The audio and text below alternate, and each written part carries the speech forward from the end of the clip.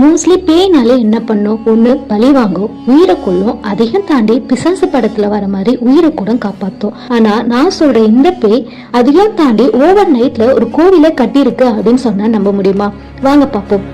பிருத்திவிராஜ் அப்படின்ற ஒரு மன்னர் வந்து பேயங்கிட்ட எல்லாம் போயிட்டு எனக்கு ஒரு கோவில் கட்டி தர சொல்லி கேக்குறாங்க. அதுக்கு அந்த பேயங்கெல்லாம் சரி நான் கட்டி தரேன், ஆனா நான் கட்ட சொல்ல எந்த ஒரு மனுஷனும் பார்க்க கூடாது அப்படின்னு சொல்லிடுது. அதுக்கு அந்த ராஜாவும் ஊர் மக்கள் கிட்ட எல்லாம் போயிட்டு ஸ்ட்ரிக்டா இந்த இடத்துக்கு யாரும் வரக்கூடாது அப்படின்னு சொல்லிடுறாங்க. அதுக்கப்புறம் அந்த ஊர் மக்கள் இருந்து ஒரு ஆள் மட்டும் பேய்களை எப்படி கோவில் கட்டும் அப்படின்னு சொல்லி போய் பாக்குறாரு. அதை பார்த்து அந்த பேய்ங்க எல்லாமே அந்த கோவிலை கட்டுறத அப்படியே ஸ்டாப் பண்ணிடுறாங்க.